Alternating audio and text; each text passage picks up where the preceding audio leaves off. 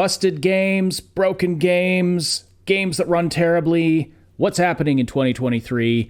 Welcome to Maximum News. I am not Max Derrat. I am your guest host for today, Ash Ryan, and I'm here with Sybsidian as always. At the last minute this week, Max wound up being unable to host the show, so I'm stepping in to do the show here with Syb, who is always here. Hello. Condolences to Max, whose hand suffered a breakage of some kind in a quote accident involving a refrigerator. Yes, he broke his hand with a refrigerator somehow. Likely story, Max. We all know. We all know what you were really doing. I gotta ask: is his refrigerator running? Running away from him, probably. He answered yes, because I'm hunting it down now. So yes, so the rise of the machines have come. The time is upon us. Max, hope you're feeling better. Hope that this doesn't impact your content too much. Hope that you're able. He is okay. He does need help. So if you're a big fan of his, and want to provide a little bit of assistance while he's trying to get himself back up to 100%, because having your right hand seriously injured really hurts when you're trying to do lots of things with a mouse. I don't know if you've tried, if you're right-handed or if you're left-handed, swapping mouse controls from hand to hand. It is not easy. I tried that like once and I was like, I'll just suffer through the pain. I haven't had to do that. I have had tendonitis in my right wrist, which really, I was working in a warehouse at the time, and of course I had the least ergonomic computer setup that you could possibly imagine. Like they literally stuck the computer on this shelf, and then the mouse was on this other shelf, and I had to sit. A good chunk of my day was saying or clicking around saying, yes, we got these orders in. And it was awful. It was terrible. Take care of your hands, take care of your arms, your bodies. But if you spend a lot of time on a computer, invest in some good ergonomic keyboards, mice, equipment, a good chair. I need a better one for sure. Make sure you're set up in a good way so that you don't wreck your back and arms and hands, especially as you get up into your 30s and older than that. So that's my recommendation for anyone out there. Take care of yourselves, gamers and nerds in general. All right, we got a lot to talk about this week as far as I open the show with busted games. What is going on? It's crazy. So we had Redfall come out. It's just terrible as of right now, or as of today, according to Paul Tassi over at Forbes. Redfall is now the 14th worst reviewed game on Steam. A AAA game from a major publisher is one of the top 15 worst reviewed games on Steam. How does that even happen? I don't even recognize the other games on this list. War of the Three Kingdoms is the worst one, by the way, with a average score of 1.44. And then, I don't know, I've never heard of these other games. Flat Out 3, Space Base DF9, Kinetic Void, Towns, Roller Coaster Tycoon World, which that sounds like that's not an actual roller coaster tycoon game, is it? Or is it? Did they have a really bad entry in the series? A really bad version, yeah. I don't know, or is it a knockoff of some kind? Uriel's Chasm. So, I don't know if anyone's ever heard of these or played them. And then it's just narrowly underneath this game called Umbrella Corp. But Redfall was made by Arcane, a Bethesda studio that brought us Prey, Dishonored, and the time loop game. Shoot, what was it called? Deathloop. Prey, Dishonored, Deathloop, Prey and Prey 2, really amazing games. Dishonored and Dishonored 2, really amazing games. Prey was also really great. Deathloop was not quite as good, but it was still really good. They don't make bad games. They just don't. Until now, which is really sad. Yeah. That their legacy is being tarnished in this way. But it's not the only awful launch that we've had just recently. So we've had Jedi Survivor, which has been plagued by performance problems on PC and on consoles. Now, I just want to follow up on what I said. Was it last week I was on the show talking about it? So there was a patch that went out for PC this week, and it did improve things significantly. But a significant improvement when it's really bad, it brought it up to sort of, I would say it's now playable on it's playable on medium to high graphics settings for me. But I'm still encountering areas of the game where it's really lagging bad. And of course, the ray tracing when I turn on ray tracing, it becomes unplayable. Now, I would still recommend waiting to buy. I put out a video detailing my experience with the patch, the upgrade that significantly improved it, and it did because before the patch, the game was almost unplayable on lowest graphics settings. Now it's mostly playable on medium to high graphics settings. I have like a hybrid. I customize the graphics settings. Some are set to high, some are set to medium, that kind of thing. I really played with it to basically get a decent frame rate at 1080p. That's all I play at 1080p, 60 FPS. That's all I want, and I'm barely getting that. And it just also really feels like there's still a long way for them to go. There are more things they can optimize. There are more things they can make better. Plus, I haven't heard anything about the console patches yet. I'm hoping that comes out as well. But anyway, regardless of platforms, regardless of what platform you want to play it on, I would wait to buy at this point. And maybe wait for a sale. Wait for all the patches to be out, wait for them to fix the dang thing, and then play it. So now I had some comments on that video saying, well, why shouldn't we buy it now if it's better? Well, it is better. You could buy it now if you want. Go ahead.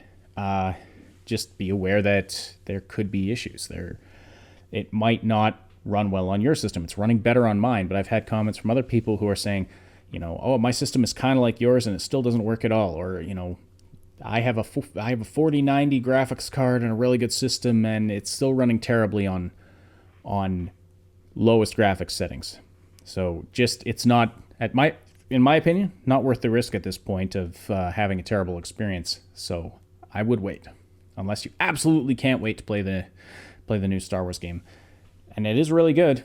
It is really a really quality follow-up to Jedi Fallen Order. But don't play it yet. It might ruin your experience. Anyway, let's get back to Redfall and what happened there.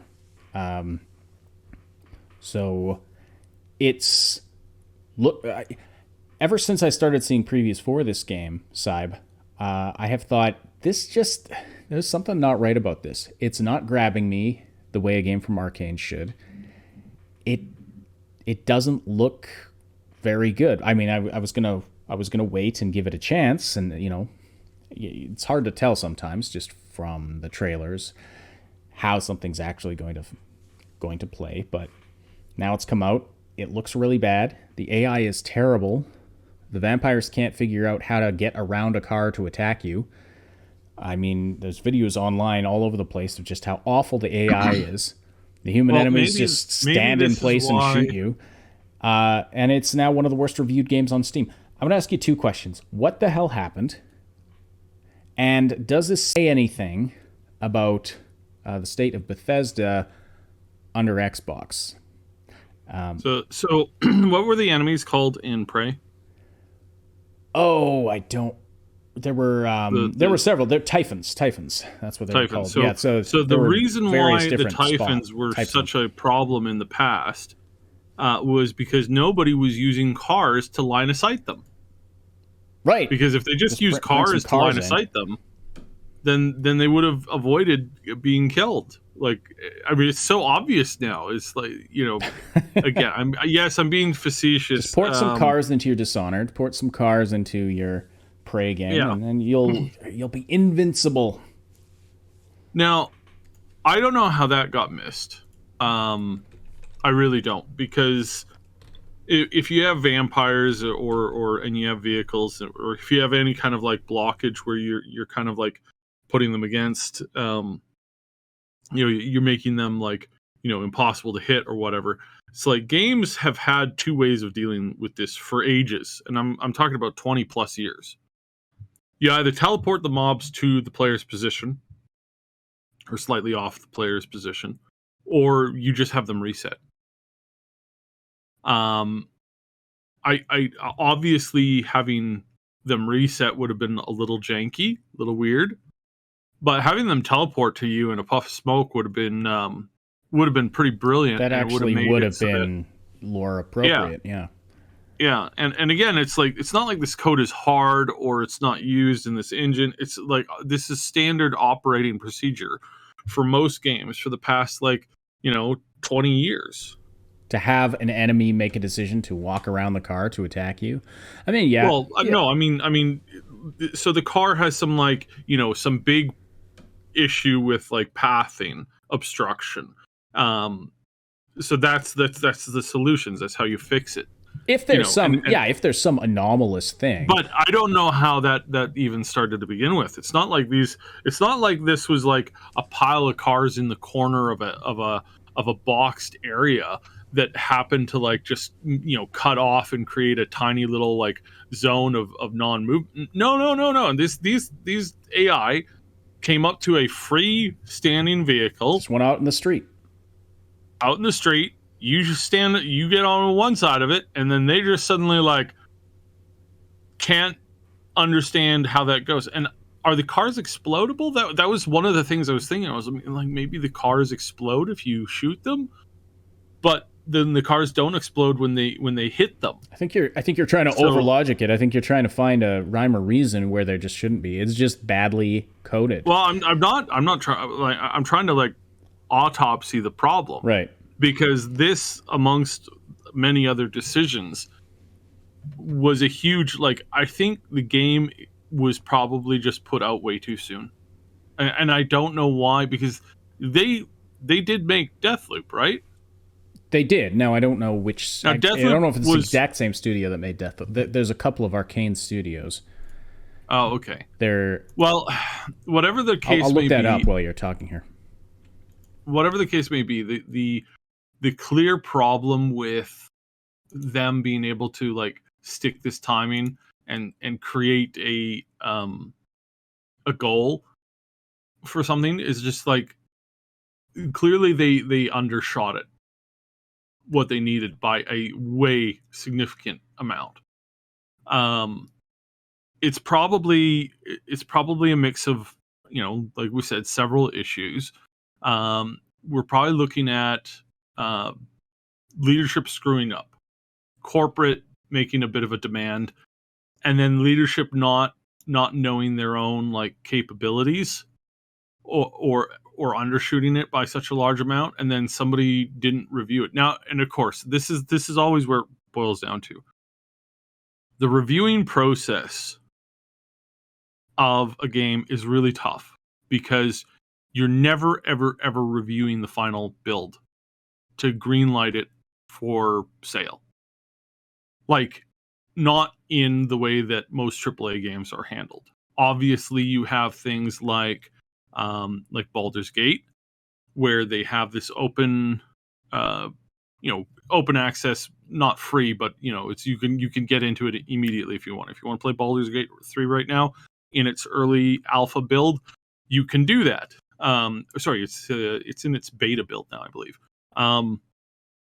And you're going to have an amazing experience because the game has been out for over a year. People have been playtesting it, going out, figuring out like what to do, that kind of stuff. There's been so much back and forth between the community going, we don't like the way that this feels. This feels kind of dumb. I'm feeling like I'm forced to reload in some of these scenarios. So they've added in things that prevent that help you to like feel that you have a little bit more choice, that there's more flexibility. Then the classes, they've really ironed out some of the classes. The first, one or two of them felt a little clunky, but then they streamlined it. And then by the time they introduced their other characters and other classes, suddenly the game just feels way better. But even then, you're never playtesting the final build of the game until you're basically ready to ship. And then that's where those mistakes come in and kind of cost you so much. The Aliens versus Colonial Marines game that came out years and years ago had completely broken AI. Completely broken AI. The monsters were they just couldn't do anything basic. And it turns out that was caused by a single typo in a single line of code. And that prevented that game from not only playing well, but from being reviewed positively by almost anybody who played it. And so a single typo, which if you went into the code, removed the typo, suddenly the AI worked great. Somehow that got missed on its final like published build of the thing. Somebody was reviewing the code apparently, and while they were scrolling through it, they accidentally hit a button on a keyboard. They gave it a quick scan to see what they had done, or they didn't notice, whatever, and then they shipped that version, and that was the version that hit the markets, and it was absolutely terrible. So stuff like that happens. I don't think that's what the case here is, because the rest of the game feels way too light. So crafting doesn't feel really good. The story is told through these like freeze frame, narrative things and it just didn't. It felt like Fallout 76's release version, where it's like all the story is told by paper on the ground or old recordings, and it's like somebody didn't think this through based off of the experience that Bethesda had at this point. And I really wonder how that got missed. And I really wonder, because it's kind of weird, because like was there somebody who was involved in 76 that moved over to Arcane and was like, I'm going to show them that it can be done, that this can be a good way of telling story. And then you just hit your head against a wall for 5 hours, because you're like, why would anybody think this is a smart idea? Just in case people are wondering, unless you're telling a very small, very short, very structured narrative story, and I can't emphasize short. If you're telling a short story, you can do some narrative like that. If you're doing an indie game, you can do narrative like that. But in anything that's bigger, especially in open world FPS, it doesn't work. Stop doing it. It doesn't function. Collectively, as a gaming community, we've sent this request about a dozen times now. Stop doing pathetic storytelling. We're in the day and age now where like these things coming out with ChatGPT and the capability that it has in games these days, so that you can walk up to a character in a game, vocalize. You, the player, can have a microphone, go, hello, who are you?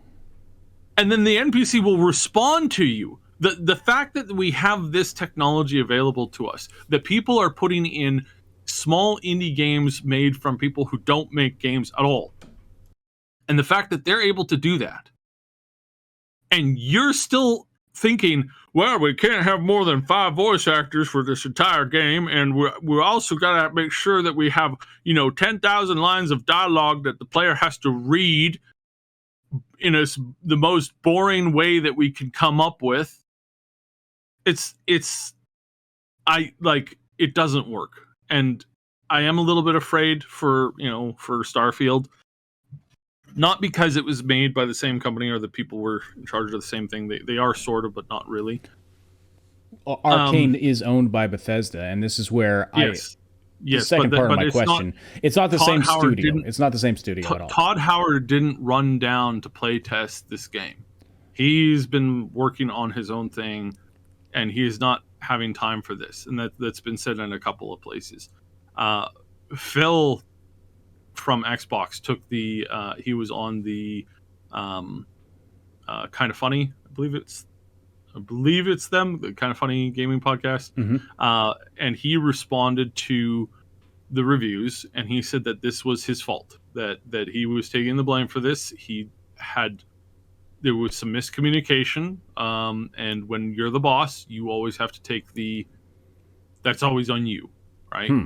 If there is a miscommunication, you order something, you have to double check it. I remember one time I did a I was doing a thing, and I said, "Hey, really need, to the people." I said, "You got to make sure you do this, X, Y, and Z." They did ABC. That's my fault. Either I had stupid people who I couldn't trust, or I didn't make it clear enough, and that's my fault, because that ultimately always falls down on you, because there was about a half dozen times I could have double checked. So yeah, so that happens, and sometimes it's just sometimes you got to fire some people. Sometimes people are not capable of doing the job that you're trying to delegate to them. But in this case, with a multi-billion-dollar company like this, there's no excuse for that. There was no excuse for this to get missed. They had people who are experts with that engine, that their only job is to float around all of the different companies that are working using that engine within the within the Microsoft family, and give them any assistance they could possibly need. And if you have an error or a problem right before release, and you're like, "We've hit a wall, we need help ASAP," they fly this team out to you and they fix your game before release. That didn't happen. And so he said it was a multiple failures on their part for quality control. And I suspect that I really hope that they put a team of probably several dozen people together whose job it is to rush through and play test builds that are getting close to launch. That these people are smart enough to not be yes men. And this is why quality assurance is so valuable and so important, that you have good people in this role, because you need to have this absolute guarantee that you are not going to have your QA department full of yes men who go, "Yes, that build you're showing us, it's perfect, sir. There's no problems at all." Because that's not going to get you anywhere. That's not going to get you anywhere. That's going to slam you into a wall when you have nothing but yes men surrounding you.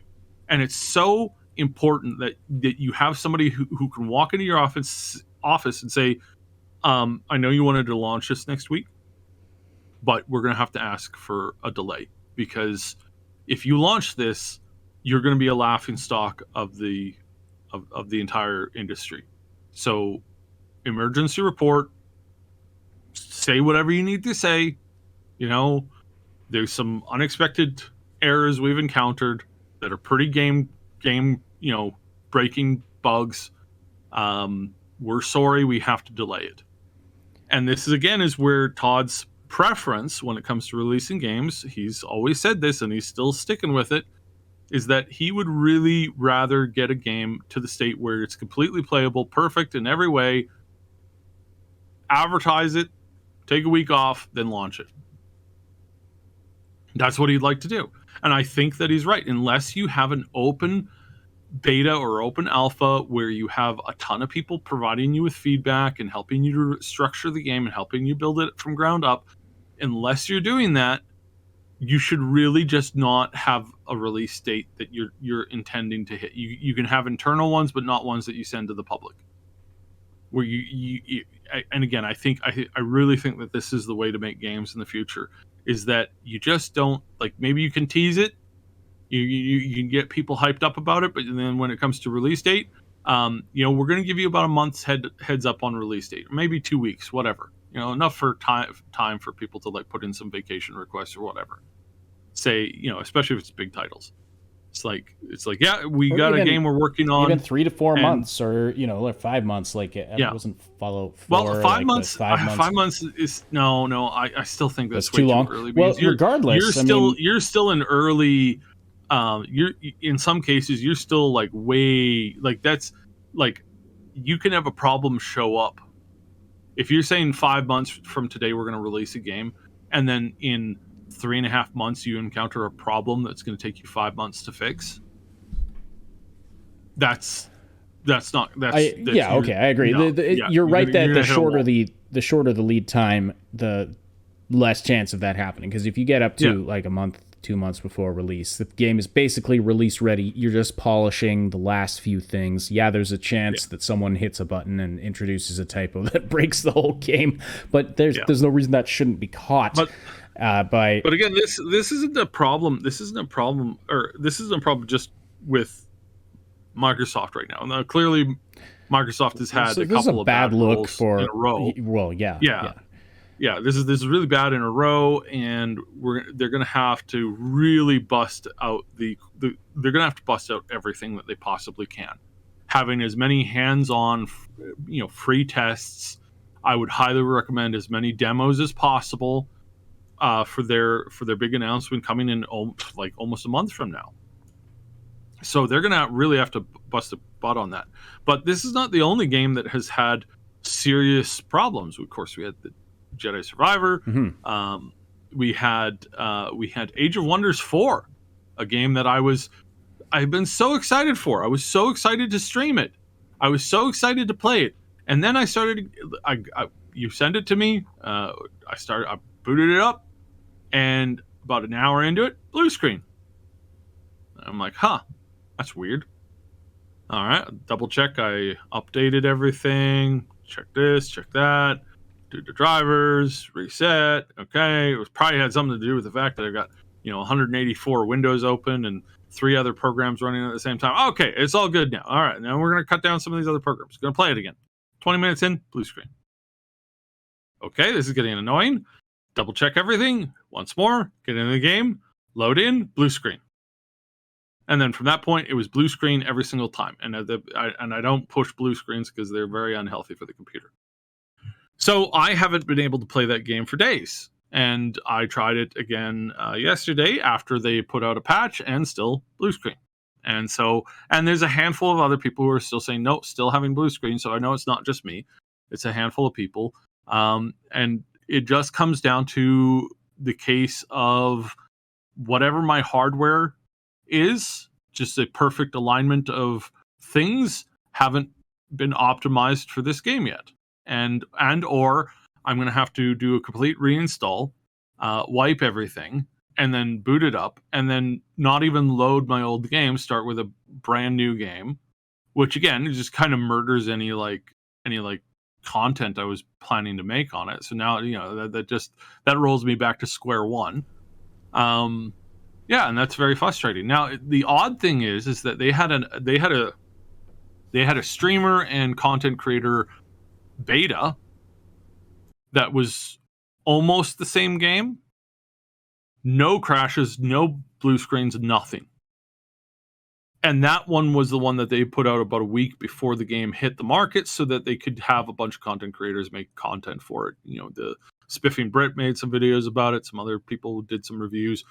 And then when it came out, one of the streamers, he was like, this came out, I thought people were exaggerating, so I uninstalled my version of it. I bought their base version, installed it, started to play, and immediately got a blue screen. And now he can't play it either. So it's like, well, clearly something from that streamer version, which was like only about a week and a half ahead of the version that hit the market, clearly something in there in the graphical department broke the game. And so now that game it's much better today. I just checked it out, and it was mixed at one point. The reviews were mixed at one point, but now the reviews are mostly... Yeah, they're mostly positive. I was going to ask you about that, because it's not mostly positive, very positive. Is it very positive? So, and again, I checked the bug report forums and the discussions on Steam, and there were a lot of people who were saying, okay, it's fixed for me now. I'm not having any more issues. But there's still 1 or 2 people, myself included, that still can't play this game at all. Can't stream it. Can't risk it. Can't do anything with it. And now we're waiting for another bug fix that should be coming in hopefully sometime this week. That sounds like a case of some singular bug that they're trying to work out. I don't think it's a singular bug. I think it's a hardware mix thing, right? Right. Because that's always the problem. What I mean is So that sounds like, and I mean, annoying, and it's frustrating when this kind of thing happens. But something is it just me, or is that a little more narrow than some of the other problems we've been like for example for Jedi Survivor, almost nobody was able to run that properly. Like it was running, but well, actually for some people it wasn't running. For some people it was crashing. I've had my fair share of crashes, which I haven't had one since the patch again, but it was crashing for people on PC. There were game breaking bugs, quest bugs, that kind of thing. In addition to the graphical optimization problems, like it was just broken on so many levels. So I'm hoping this Age of Wonders thing is more of a, okay, this like a narrow scope of things that we missed, for these this kind of configuration of hardware, and hopefully it's fixed very soon. Again, annoying, and it's like, well, how do they not catch that kind of thing before the major release? But yeah, so what's going on with why does this keep happening? And these are not the only ones that have happened even this year, the ones that we've talked about. No, because just a few hours ago we had Darkest Dungeon 2 release. And Darkest Dungeon 2 is on has come to Steam. Before it was on Epic Stores only for exclusive for a year, which they cleverly used to early access it, air quotes, and then they had their full release when it came out onto Steam. So just today is their full release, and to say that this game is a departure from the first is a complete understatement. This is a complete and total change from the original. I mean, you don't even have dungeons in a game called Darkest Dungeon. The game is called Darkest Dungeon. There are no dungeons in the second iteration of this game. It is and I'm not joking, it is an Oregon Trail roguelike. There's no roguelike there. Like, okay, if you really got into the nitty gritty, yes, technically Darkest Dungeon 1 was a roguelike. Technically, everybody who went and every time you started a game, you go to the villa, you try and stop the darkness. Every time you did it, or every time you failed, was a completely different story. And it was a complete. Now that wasn't something that you discovered until you beat the game on the hardest difficulty. That you discovered that actually no, you weren't the one single savior of the thing. You were one of many who had tried and all failed and or managed to stop the galactic bleeding for a single year or something like that. But the process just kept on repeating, and people just kept on coming and dying. How nobody ever managed to say, oh yeah, hey, you guys are here to stop the eldritch gods from taking over the universe. Yeah, same as those other 15,000 people that just showed up. Excuse me, what? Like what? What do you mean? It's like, oh yeah. So every couple months, one of you guys shows up, works to stop the thing, stops the thing, and then they all die, and then somebody else shows up. And the letter that the ancestor, air quotes, wrote you, is it wasn't just one letter. He sent those letters out to, because it turns out that it's actually a big family. He sent those letters to everybody, and then everybody came to the thing. So in that way, yes, technically the first game was a roguelike that they disguised until this end of the game, kind of like surprise.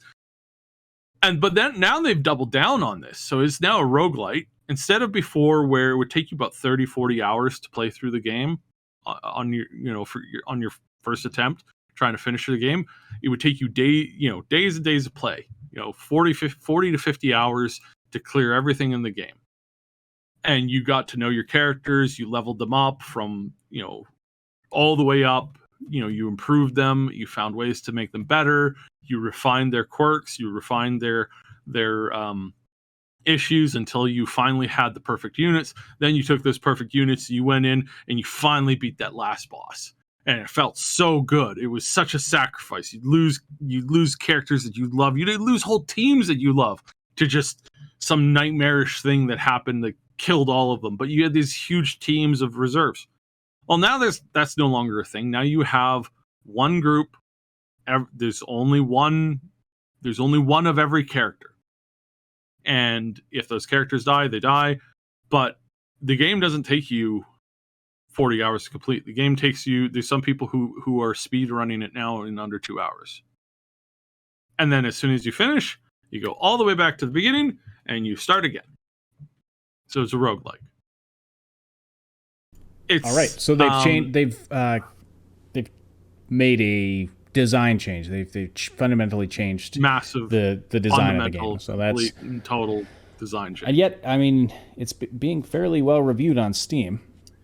It is, but these are, and I don't want to make people angry at me, but it has to be said.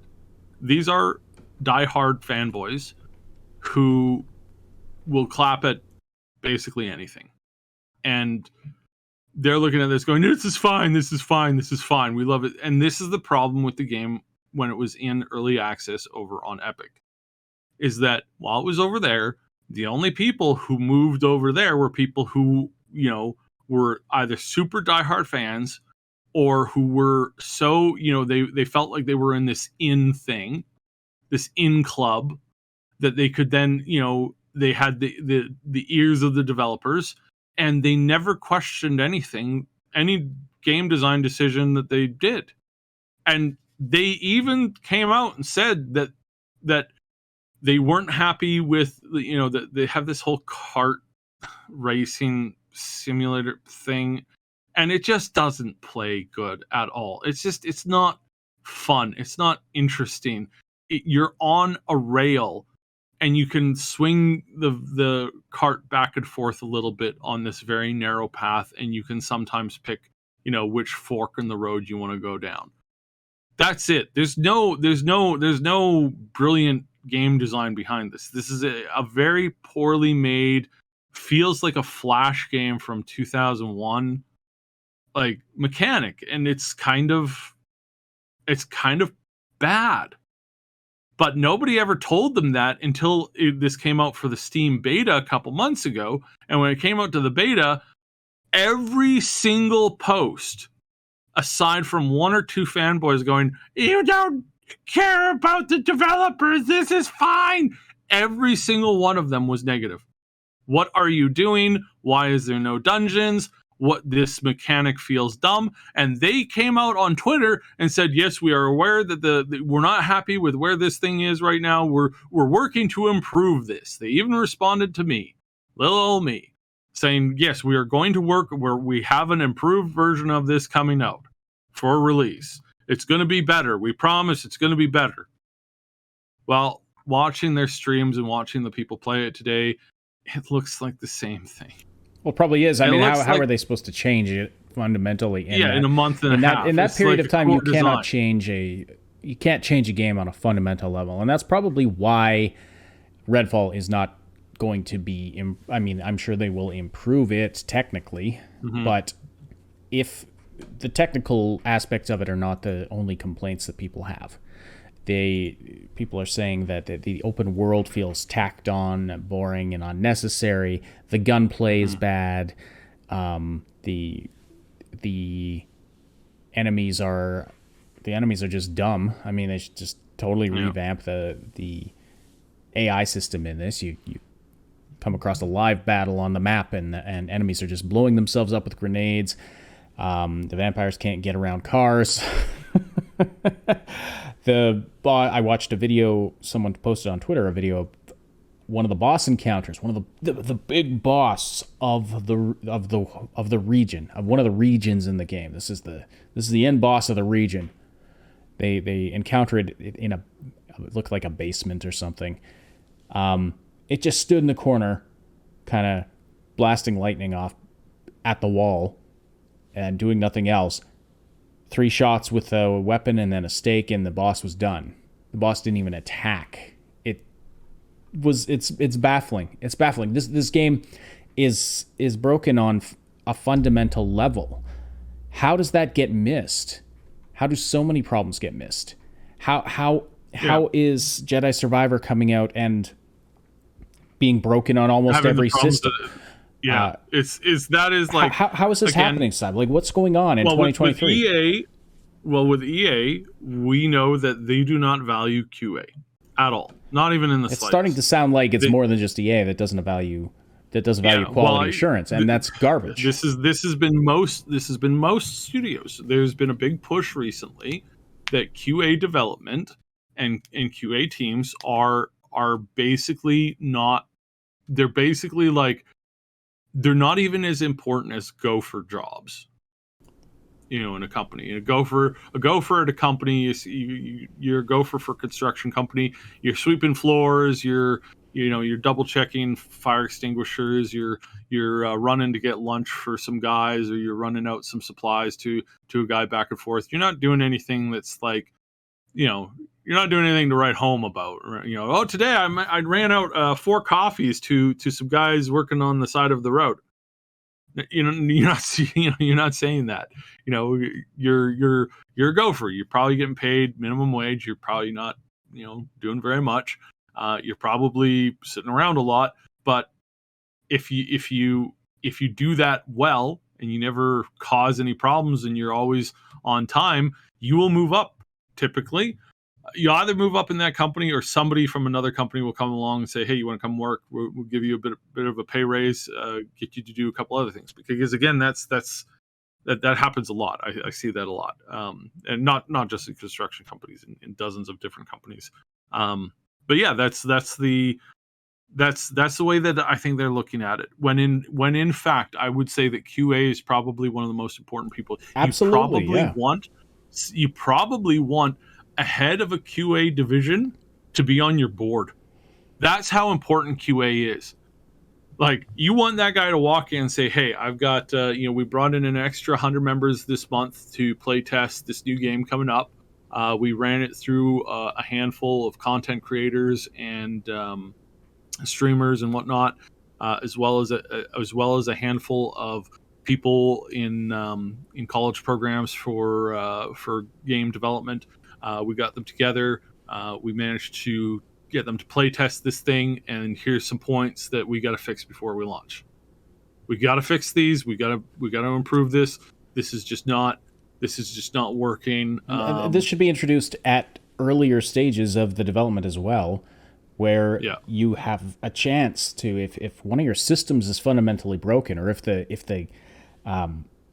the design of the game is just not working, like if some aspect of it, if you've made it an open world game and it has no business being an open world game because it's just big and empty and boring, something should be there to catch that early on. So when you actually have time to change things before you get too far and too deep into development. Yes, quality assurance is incredibly important. So this attitude is going to really hurt these companies. It's going to hurt all of us because we're having a terrible experience when we buy a game on launch day and having these awful experiences with it. We've said for years, don't pre-order. I'm to the point now where I'm ready to say, just don't buy a game until like 2 weeks after launch. Read the reviews, see if it's performing badly, see if patches are needed. Don't buy a game on launch day. I mean, we have to, being in content creation, and that's what someone commented on my video where I said this, where I was like, wait to buy it. And someone was like, well, you bought it. Aren't you being a hypocrite? You're saying it's a great game, but we should wait to buy it. Why should we have to wait to buy it? Well, I'm trying to save you a poor experience. As a content creator, I need to buy the game and see how it is so I can inform you, right? It's the nature of this kind of job. But it's almost to the point where I would say just make it a rule. Don't buy a game till 2 weeks to a month after it releases, so you could avoid this nonsense. We should move on here, and yeah, until these companies change how they're doing things. It's ridiculous. All right.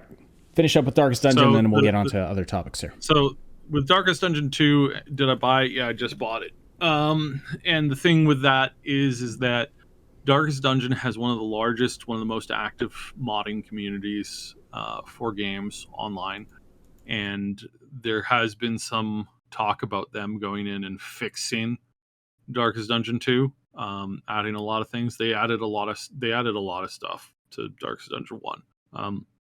The game is almost unrecognizable in certain modding communities. And it's huge, which means that there is an active interest to change and update and fix things in the future. And so if they are going to do that, if that's going to be a thing, and if they can get it working, then they can probably fix a lot of this stuff. This whole Oregon Trail,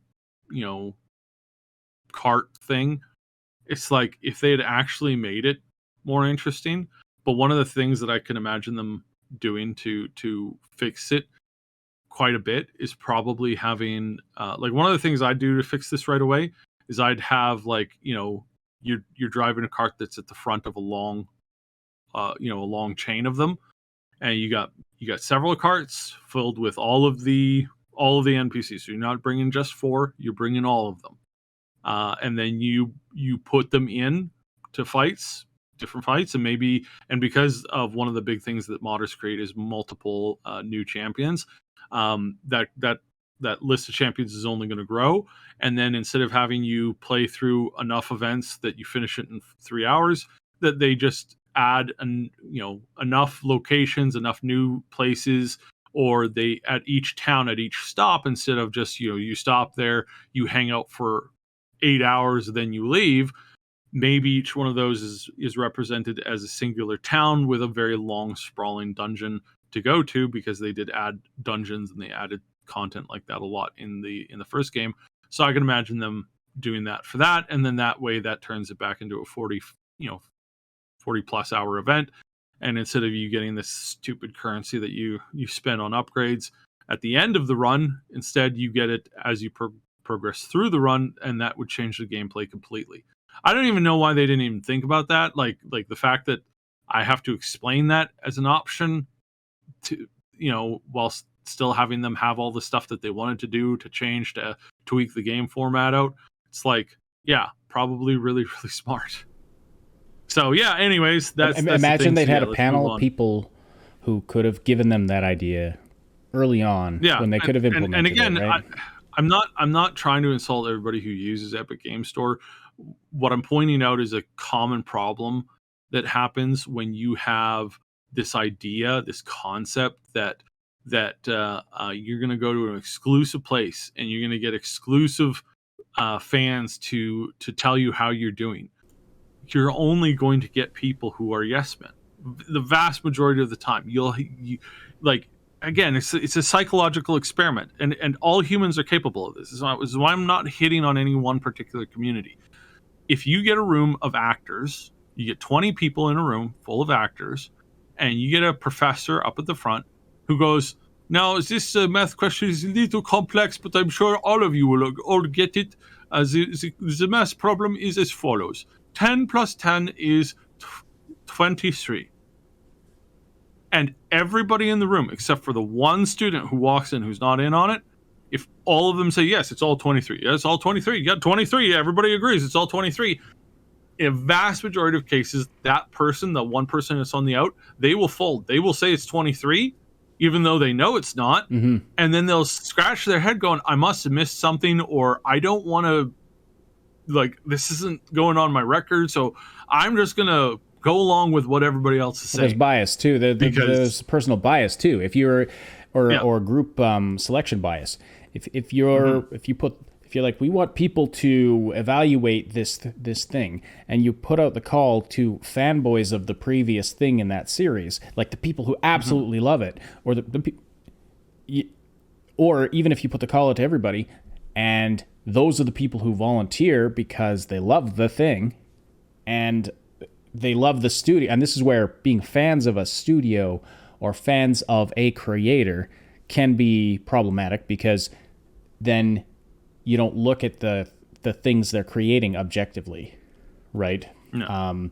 But anyway, you might have a selection bias in your group that's evaluating it because of, they're all the super fans, and so they don't want to hate on the thing, and so you're absolutely right that there's a lot of problems with that. All right. You're listening to Maximum News with not Max Derrat. I'm Ash Ryan, and I'm here with Sybsidian as well. Presented by the Triple S League. Check out our main Triple S League channel for game guides, reviews, and all kinds of other content. We do comedy. We do all kinds of stuff like that. Everything gaming related. We have other channels as well, including this one, Triple S Podcasts. We've got a couple new channels we're spinning up, Scenometry and AI Plays. We are, we're branching into other types of content. Also, check out Max Derrat's main channel as well, which you can find linked below. You can find all of this linked below, by the way. Max Derrat's main channel. He's got great content diving into philosophy and psychology of video games. Fantastic, fascinating stuff. And get well soon, Max, so you can get back here and host your show. All right. So, speaking of things that need test audiences and people to evaluate them objectively, was out with my wife a couple days ago. We went and saw the new Guardians of the Galaxy movie. Just wanted to throw this one in. Anyway, I liked it. I liked it a lot. It was it's not a 10 out of 10 movie, but when you are against the foil of what Marvel's been offering up lately, it was pretty good. I think objectively, if you're looking at it purely objectively, it's probably like a 6.5 to 7 out of 10. Felt like an 8.5 to 9 out of 10 because of, compared against the stuff, the movies that have been coming out from Marvel recently. Anyway, it was pretty good. It was nice to see a decent movie coming out of Marvel. It was a good third movie for the Guardians. Plus, it's got Nathan Fillion in it, and that's always fun. Anyway, just I was like, I don't know if I'm gonna go watch it, but Nathan Fillion, okay, he's not a major character. I'll warn you. So, like, if you're going to see it with, he's sort of he's a secondary character in the movie. But he is in it, and he has, he's got some funny shtick, as he always does. But anyway, I'm not saying everyone should run out to the theater and see it, but it is getting really good. Both, the mainstream critics and the audiences are giving it very good scores. So just wanted to throw that out there if you are looking for a movie to see this weekend, and you are a fan of the good Marvel movies. It's one that's you might consider checking out. All right.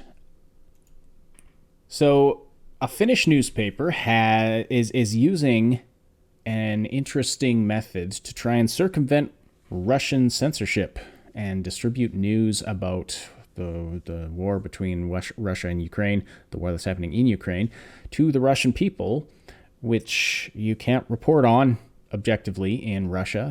That's tightly controlled by the government there. So a Finnish newspaper has found an interesting avenue to actually try to get news about the war, or the uncensored news about the war, to the Russian people. Now, how effective will this be? I don't know. What does this have to do with gaming? Well, they're doing it through Counter-Strike Global Offensive. This newspaper created a map in the game, which has some clues that will lead you to an area in the map. I think it's an underground bunker or something, where you can find news about the war.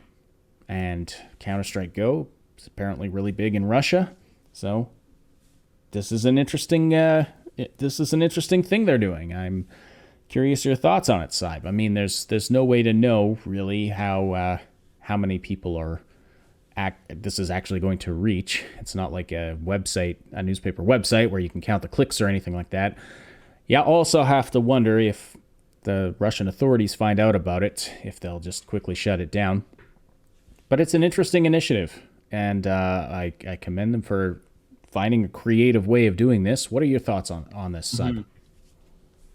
Well, this is just the way. The main reason why I pulled this up was because this is a very, very interesting way that humans work at working around censorship rules, and it's a great showcase of what you can do when you're working for the goal of finding, having, and encouraging truth, because that's should always be just a really, really, really important factor of what we do on a daily basis. And truth isn't always easy to find, and there's definitely more than one party who's willing to lie and to create falsehood, and this whole thing is mixed with a whole lot of that from every aspect, from every side. But the solution to that is having more people reporting, more people interacting, more people working to try and come up with a way of getting truth out there, helping people to be more informed from as many sides as they can, so that they can use their brain and work at trying to come up with a reasonable hypothesis of what the world is like. So we're not taking a particular side here, although I will say that this is a defensive war, and that anybody who finds themselves fighting a defensive war, typically not the aggressors. Typically, not all the time, but typically not. That's usually not how that works. How that works. So yeah. So as just as a general aside, for this particular situation, that's that.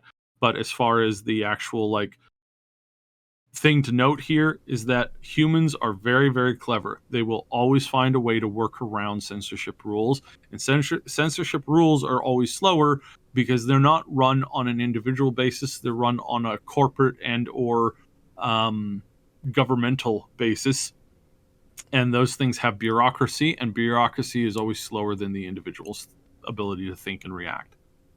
So in that case, and in this case, we have a really good thing here, and this is good. This is healthy, and I hope we see this in more things in the future. And I praise every single time any kind of opposition to censorship goes up. Is that there's never a situation where that's bad.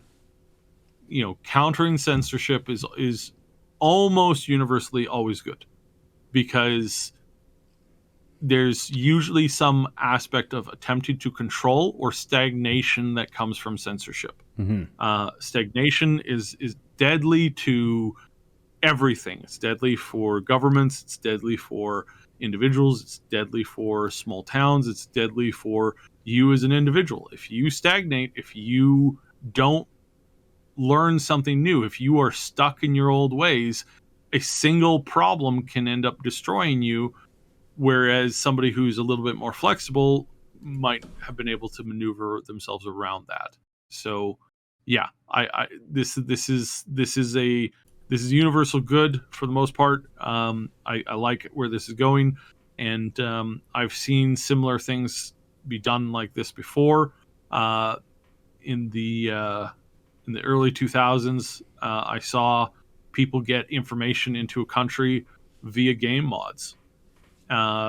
Because again, some dude in an airport's not going to know how to sift through gaming code. So, and that's brilliant, and that's good. And I probably shouldn't talk too much more about it, but yeah, it's good. In just in general, I'm happy to see that this is like that. Well, yeah, we need more stuff like this. We absolutely need more like this. Censorship and this government control of what gets said, what gets disseminated, and ultimately what gets believed. I don't care what country it is a bad idea. You would think that history would have taught us by now that this is a bad idea. Let's let the truth get out there and let adult humans come to their own conclusions about things. Censorship is appropriate when you're dealing with children sometimes, to who aren't ready to process certain ideas. Sure, that's something, as parents we deal with, but what does that say about people who want to censor and control what you are exposed to? They're treating you like freaking children is what they are doing.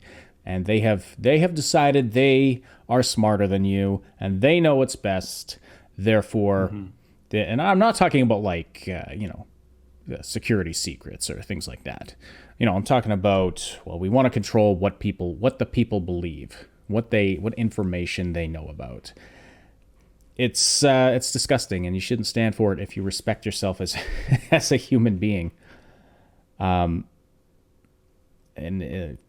Sadly, there are some people who want that, who want to be lied to by their government or censored by their government. I've encountered these people from time to time, and I find it to be unfortunate. Anyway, won't go too much farther into that, but glad that this kind of thing is happening, that we have the opportunities for these things, and that we have the internet. Which, let's keep this free and open. Let's keep gaming free and open, and yeah, I mean that's the thing about especially gamers. You like I remember when we were talking before about government regulation of gaming and stuff like that. The worst people in the world you want to piss off is basically collectively all of the nerds. Really, if you think about it, most people like us, gamers, and really computer software developers, and those of us who are of the more nerdy persuasion, we just want to be left alone to do our thing. And the minute you come in and try to take that away, well, you have now really annoyed the people who have the most ability to undermine you, to undermine the authorities. So, really, what are you trying to do there? So I think I really think that as gamers we have a lot of clout in that way. Not when I say gamers, I just kind of mean internet savvy, computer savvy, gaming savvy people in general. I think are kind of a silent but very influential force, and sometimes we're too complacent. So. That is because that is a common again problem. we just want to be left alone to do our thing, right? That's all. That's what we want, but we should keep our eyes open to these attempts to try and censor and impede our freedoms. We really should, because we don't want to be trying to scramble to react to them before it's too late. All right. That's about all we had for today. Max had a couple other topics he wanted to discuss, but we decided that they were best for him to discuss since they're passionate about him. So hopefully he's back next week to do all of that. Let's take a stand, guys, against this garbage. Go ahead. You got one last thing? There's a tidbit about AI and gaming that we're going to cover up. We're going to cover coming up soon. We're gonna cover that coming up soon here. This is something that was very interesting. Blizzard basically came out and said that they're going to start to use AI to do really menial tasks in their art department. What kind of menial tasks? The kind that nobody wants to do because they're not fun. We're talking about coloring certain.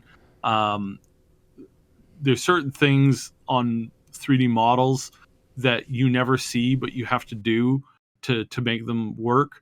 And it's just, you just always have to make sure that the thing is done right.